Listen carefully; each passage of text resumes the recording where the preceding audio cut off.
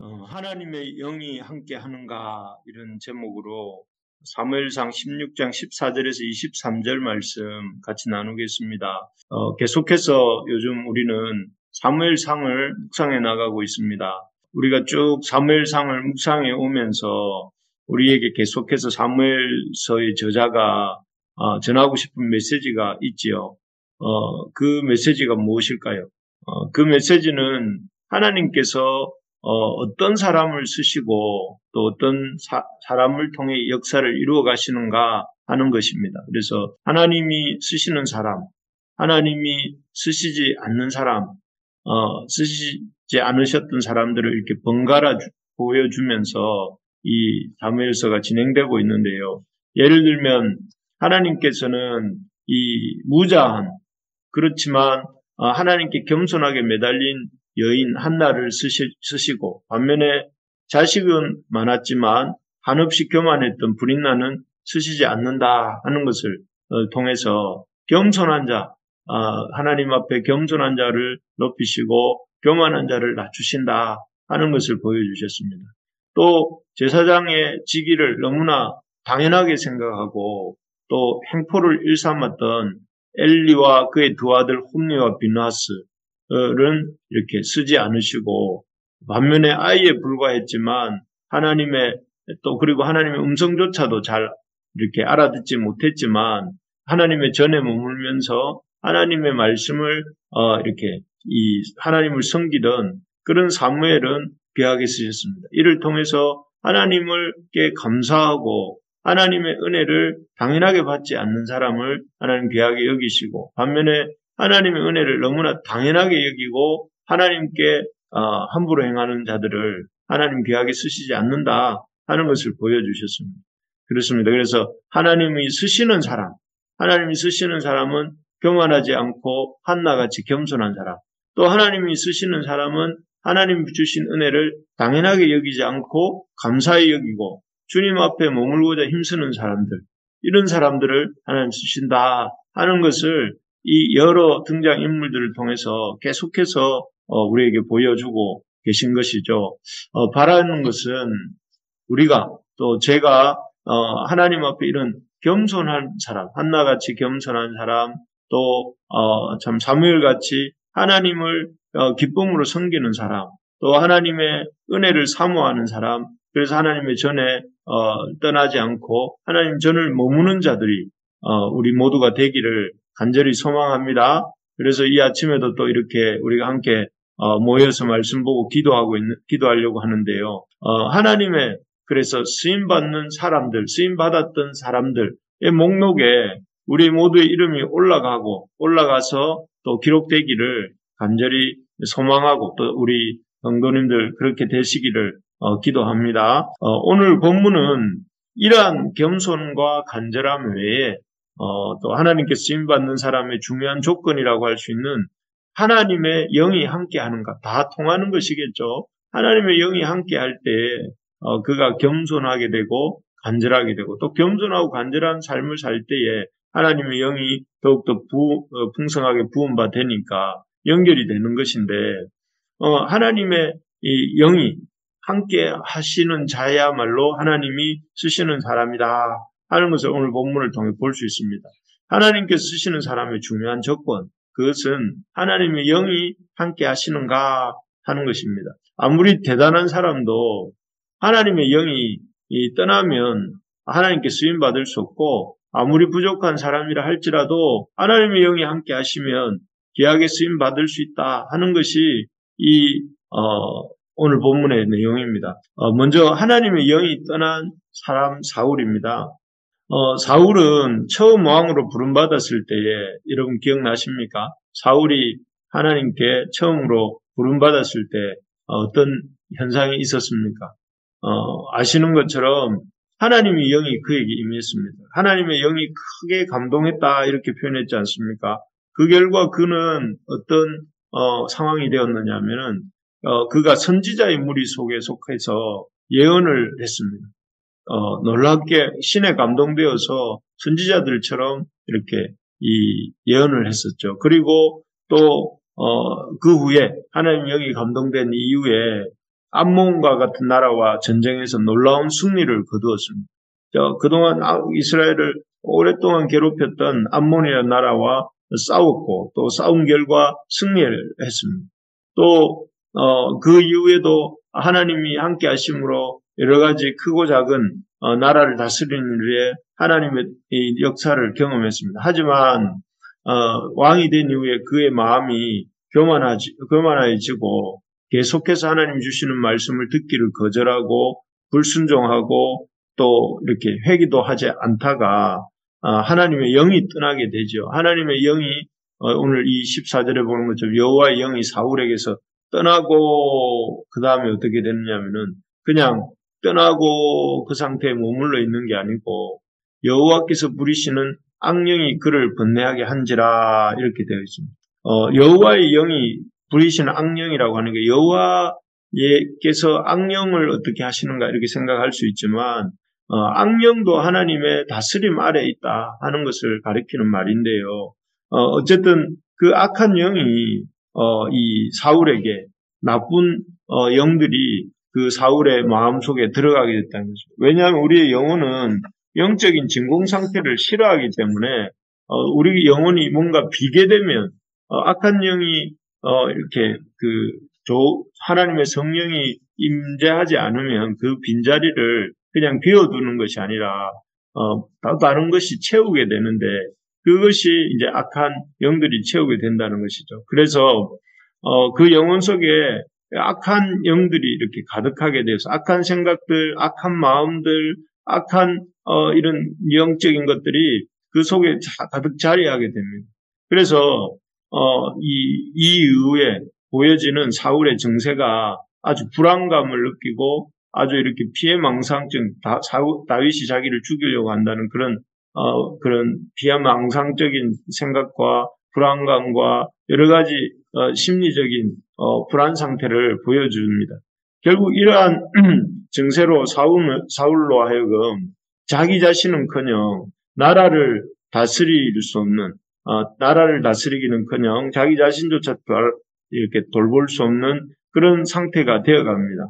그래서 참 악한 생각과 악한 마음으로 자신을 주체하지 못하는 사울에게 16절에 보면 사울이 이전에는 나라까지 다스렸던 왕임에도 이제는 자기 자신조차 다스리지 못하니까 16절에서 신하들이 사울을 모시고 있었던 신하들이 이렇게 이 사울에게 말을 합니다. 수금 잘 타는 사람을 구하셔서 하나님께서 부리시는 악령이 왕에게 이를 때에 그가 손으로 타면 왕이 나으시리다. 이렇게 신하들이 당신 자신을 이렇게 다스리십시오라고 이렇게 권면하고 있는 것을 볼 수가 있습니다. 그리고 그 말을 듣고 이제 사울은 좋다고 응낙을 하고 수금 잘 타는 소년이었던 다윗을 데려오게 됩니다. 여기서 보면 참 하나님의 영이 떠나게 될 때 우리가 건강하지 못한 상태에 이르게 되고 또 그런 상태를 우리 스스로 컨트롤할 수 없어서 누군가의 도움을 받아야 되고 그렇게 됨으로 인해서 이제는 그 이전에 잘 감당했던 왕으로서의 어떤 나라를 다스리는 사역 일들도 잘 못하게 되는 이런 이렇게 이 상태가 되는 것들을 보게 됩니다. 정말 그렇습니다. 하나님의 영이 떠나면 하나님의 영만 떠나시는 것이 아니라 또 다른 악한 것들이 우리에게 찾아오고 또 악한 것들이 찾아오게 되면 그 삶은 계속해서 그 악한 것들의 통제를 받게 되고 또 그로 인해서 제 역할을 못하게 된다 하는 것입니다.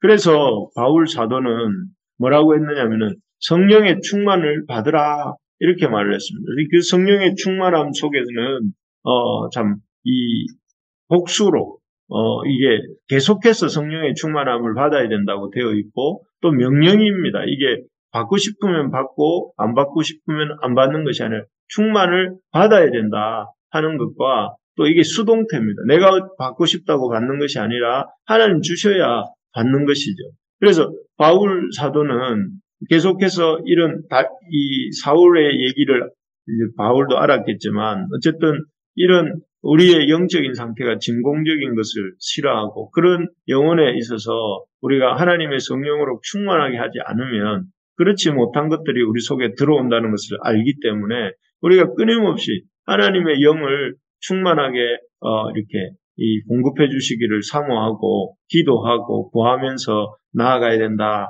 한 것이죠. 그렇습니다. 우리가 하나님의 영에 충만함을 덧입고자 간절하게 나아가는 우리가 되기를 소망합니다. 그래서 여러분 다른 어떤 것보다 하나님을 이렇게 하나님의 이 놀라우신 은혜를 사모하고 또 그 은혜 가운데 우리가 거하게 해달라고 간절히 소망하면서 나아가는 저와 우리 모든 부르심의 가족들 되기를 간절히 기도합니다. 그래서 우리 모두가 하나님의 영이 충만한 사람으로 이 땅에서 주님 나라 갈 때까지 이렇게 살아가는 우리가 되기를 소망합니다. 두 번째로 보면 그렇습니다. 하나님의 영이 떠나갈 때 이렇게 된다는 것을 보았다면 하나님의 영이 충만한 다윗의 얘기입니다. 어제 본 것처럼 하나님께서는 이 사무엘 선지자를 통해서 장차 왕이 될 다윗에게 기름을 부으셨지요. 기름을 부을 때에 하나님께서 사무엘을 통해 다윗에게 기름을 부어 주셨을 때에 다윗에게 참 하나님의 영이 충만하게 되고 또 그 놀라운 이런 이 하나님의 능력이 나타납니다. 그래서 18절을 한번 읽어보면 소년 중 한 사람이 대답하여 이르되 내가 베들레헴 사람 이새의 아들을 본즉 수금을 탈 줄 알고 용기와 무용과 구변이 있는 준수한 자라 여호와께서 그와 함께 계시더이다 하더라. 여기에 보면 이 5가지의 어떤 특징들을 이렇게 연속적으로 언급을 하는데요. 이새의 아들 사무엘이 기름 붓고 온 그 소년 다윗에게 하나님의 능력이 어떻게 나타나고 있느냐면 수금을 탈 줄 알고 용기와 무용과 구변이 또 준수한 구변이 있는 준수함 그리고 여호와께서 그와 함께 계시더라 하면서 이런 용기, 무용, 구변, 준수함, 여호와께서 함께 하심 이런 것들이 있다 하는 것을 보게 됩니다. 그리고 결정적으로 중요한 것은 여호와께서 그와 함께 계시더이다라고 해서 여호와의 영이 떠난 사울과 대조적으로 여호와가 그와 함께 하시는 그런 사람이었다 하는 것을 말하고 있습니다. 참으로 하나님의 영이 함께 하실 때에 일개 목동에 불과한 사람이라 하더라도 여기 보는 것처럼 용기와 무용이 있는 용사가 되게 하시고 또 구변이 있는 아주 말 잘하는 자가 되게 하시고 또 아주 이렇게 여호와께서 그와 함께 하시는 아주 이렇게 성령 충만한 사람이 되는 것이죠. 그렇습니다. 하나님의 영이 함께 하실 때에 평범한 저 변방의 베냐민 지파에 이런 볼품 없었던 사울도 하나님 나라의 큰 첫 번째 왕으로 세움받는 이런 역사도 있었고 또 하나님 영이 함께 하실 때에 그 베들레헴에 아주 아버지 집에서 목동으로 양들이나 치던 그런 소년 다윗도 이렇게 놀라운 하나님의 은혜를 경험하니까 이 참 하나님이 이 사람들이 칭찬하는 그런 또 이스라엘 두 번째 왕이 될 만한 사람이 되게 되는 것을 보게 됩니다. 그렇습니다. 우리가 참 중요한 것이 무엇이냐면은 하나님의 영이 함께하는 사람이 되는 것입니다. 그래서 하나님의 영이 충만하게 임할 때에 참 그 인생은 참으로 주머니 속에 있는 송곳처럼 반드시 빚어나오게 되고 또 그리고 그렇기 때문에 하나님이나 사람들 앞에서 귀하게 여김을 받고 귀중하게 쓰임을 받게 되는 것입니다. 그래서 여러분 하나님의 영이 함께하는 우리 모두가 되기를 소망합니다. 그래서 무엇보다 내 속에 하나님과 동행하고 하나님의 그 참 임재가 늘 느껴지고 누려지는 그런 삶이 우리의 삶이 되기를 소망하면서 이렇게 살 수 있기를 소망합니다. 그렇게 될 때에 이렇게 목동에 불과했던 소년이 하나님 나라의 왕이 되기도 하고 또 우리가 잘 아는 것처럼 애굽에 참 팔려가서 참 이렇게 노예가 되어서 있었던 요셉도 그런 아무런 백도 없고 학벌도 없고 그랬던 사람이었던 요셉이 총리가 되게 하고 되게 하시고 또 그로 하여금 온 세상을 구원하시는 역사를 이루시기도 하는 그런 사람이 된 것이죠. 그런 것처럼 우리가 하나님의 영의 인도함을 구하고 또 하나님의 성령이 주시는 이런 평안함을 누리고 또 그렇게 나아가는 우리 모두가 될 때에 하나님의 놀라운 역사가 일어나게 될 줄로 믿습니다. 그래서 우리는 할 수 없지만 우리 하나님의 영이 임하실 때 우리를 참으로 하나님의 놀라운 일꾼으로 쓰신다는 사실을 기억하면서 이 하나님의 영이 함께하는 인생이 되기를 소망하는 우리 모두가 되기를 소망합니다. 말씀을 맺겠습니다. 하나님이 사람을 쓰시는 중요한 기준, 감사함과 간절함, 그리고 한 가지 더 이 하나님의 영이 함께 하는가 아닌가인데 우리에게 이런 태도가 또 이런 사모함이 또 이런 역사가 우리 각자에게 일어나게 되기를 간절히 소망하고 또 이 아침에 하나님 제 속에 이런 하나님의 영을 충만하게 부어주시는 이 아침이 되기를 소망합니다 하고 우리 함께 기도하기를 원합니다.